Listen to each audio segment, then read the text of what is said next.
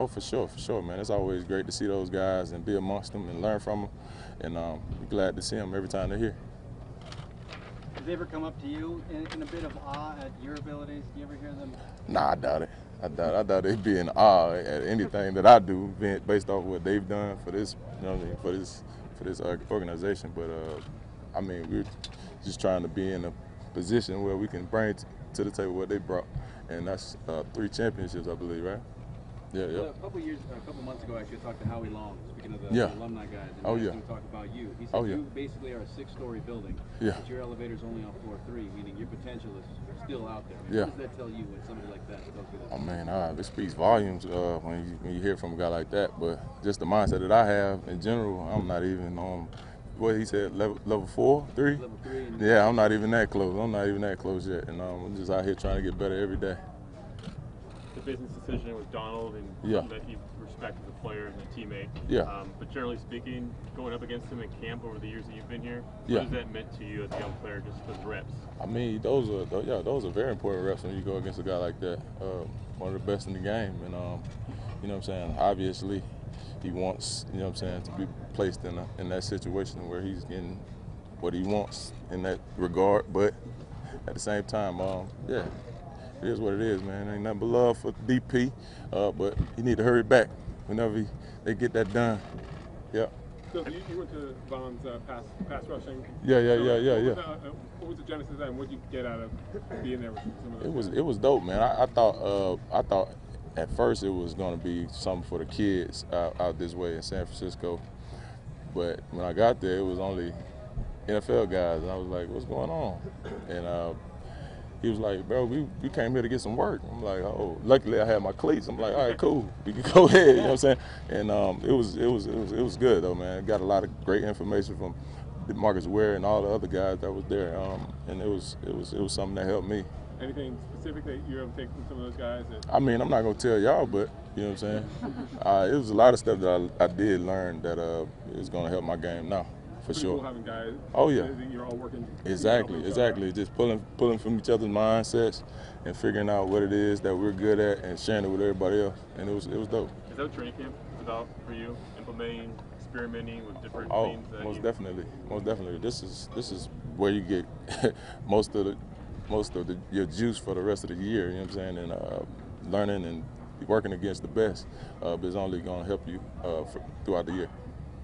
Have you had a chance to sit down and talk to Markel Lee, and what do you think of his talent? I know it's still early, but do you see any of you in him, you know, being young and aggressive and coming in with the high expectations and possibly doing something in the middle? Yeah, I mean, I wouldn't say in regards to me, because it's a whole different kind of perspective, it's a whole different kind of position.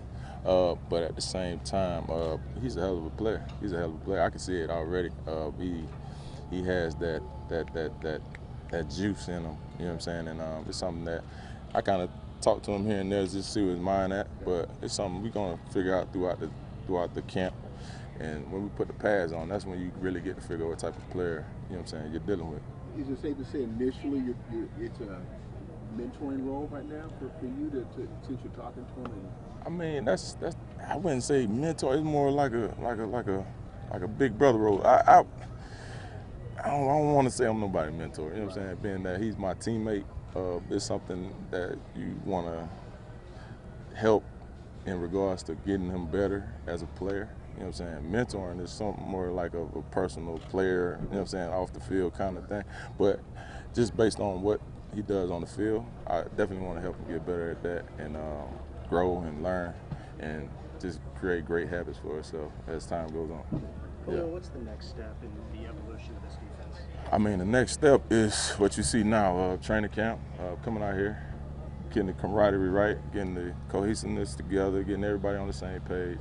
And you got everybody believing in one thing and focusing on one thing and trying to achieve one thing and focusing on that.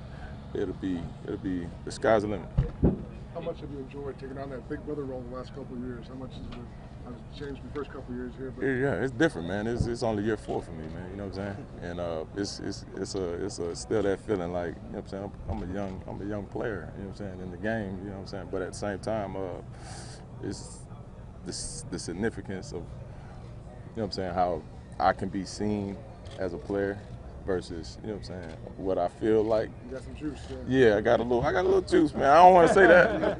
I got a little bit, but at the same time, it's important for me to lead by example. And that's who I am. It seemed like it would be difficult for Bruce to not be practicing. He was. Yeah. You don't understand how you do not understand how itchy he was on the sideline looking at us today, man. I'm like, bro, just chill out, bro. September 11th, just remember that. But he good though. He gonna be out there in a few days. Yes, Derek said he saw 30 sacks. Yeah, man. Is that realistic? Hey, man, that's the number I shoot for, right? But I didn't want him to tell everybody else. You know what I'm saying? But at the same time, DC, you know what I'm saying? He knows how hard we work and what kind of work we put in, and he knows what I want. But at the same time, realistically, you know what I'm saying? We just want to get the record at least. Yeah, at least. Yeah. Couple more questions, guys. All that youth that is there on the D line, a guy like Eddie, for example. Yeah. As the leader of that group, yeah. How do you interact with those young guys? And you have some tricks. Yeah. Still learning each offseason. Exactly. What's that interaction like with these young guys? Because you know that this D line is best, but it's not just you getting the quarterback. Exactly.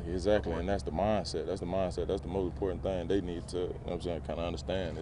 It's everybody's all four guys rushing the passer, and it's everybody being on the same page and everybody understanding rush lanes and all the different moves that you can use based on different scenarios and different situations. And that's what I feel like this year is gonna be different for us. That inside pressure, and we're gonna be screaming on the outside, me and Bruce, and it's gonna be special. I can't wait. Okay, your instinct is to lead by example, but do you find yourself having to be more vocal now? Yeah. I mean, all of those things, but more importantly, I love to lead by example, because if I'm not doing it and I'm just talking, it won't mean nothing. Yeah. Last question. Khalil came back and put on 20 pounds Yeah. of muscle. Have you talked to him at all about Yeah. how to use his weight and size to a different advantage, or? I mean, Shalik he's a hell of a player, regardless if he had 20 pounds of muscle or not. It's just important for him to understand the game, continue to get an understanding of the game, and he's going to be just fine.